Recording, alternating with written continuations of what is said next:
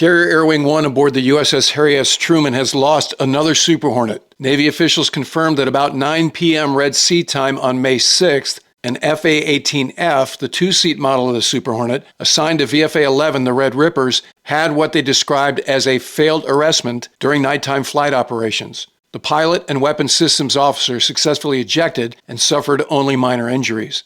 The Super Hornet was lost over the side of the carrier and sunk into the sea.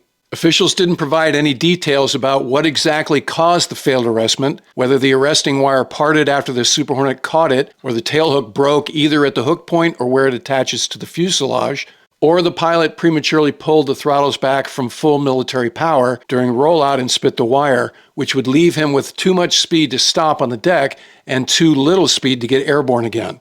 During carrier flight operations, the arresting wire is set to the exact weight of each aircraft landing, which varies based on model, loadout, and the amount of fuel on board. A miscalculation by the crew can have catastrophic consequences. If the arresting wire is set below the aircraft's actual weight, it can pay out too quickly and reach its limit, which can cause it to break. And if the arresting wire is set above the aircraft's actual weight, it can create too much resistance and cause the aircraft's tailhook to break. The number of arrested landings each wire takes is closely monitored, and the wires are swapped out when they reach the maximum number, which used to be 100. Not sure if that's changed in recent years. Navy officials stated that no flight deck personnel were hurt, which is normally not the case when an arresting wire snaps on the flight deck as an airplane is rolling out. That's not to suggest that that's not what happened, but rather that if it is what happened, the crew of Truman was very lucky. This is the third Super Hornet CAG-1 has lost this deployment, which began on September 23, 2024. The first was another F model from the Red Rippers that was inadvertently shot down by the Carrier Strike Group's cruiser, the USS Gettysburg. The second was a single-seat E model assigned to the VFA-136 Nighthawks that fell over the side along with the tow tractor as it was being moved on the hangar bay. Like this latest incident, there were miraculously no fatalities in either of those. U.S. Navy aircraft carriers operate at night and in bad weather using what is called Case 3 procedures, where aircraft hold in a racetrack pattern behind the ship at various ranges and altitudes and start their approaches to the carrier at an assigned time, normally 1-minute intervals between aircraft. In this case, we don't know where the Red Ripper Super Hornet was in the stack of what was probably a dozen or so airplanes.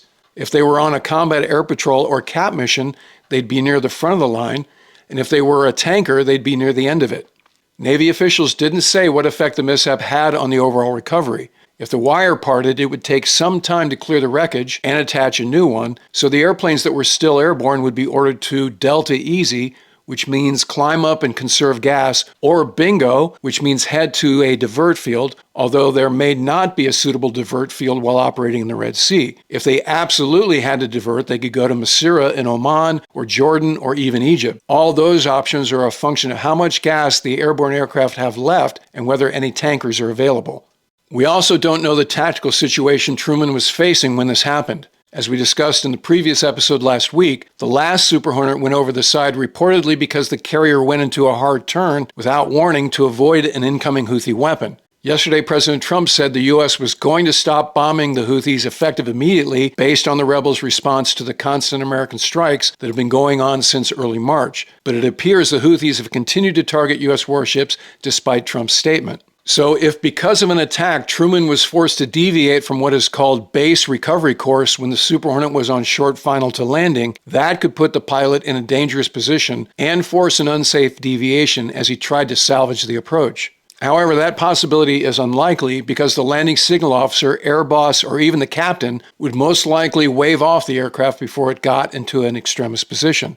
Truman has had a challenging and stressful deployment. In addition to the lost aircraft, the crew has also had to deal with a collision at sea that resulted in the commanding officer being replaced. Always a disruptive situation, regardless of how good the incoming captain is.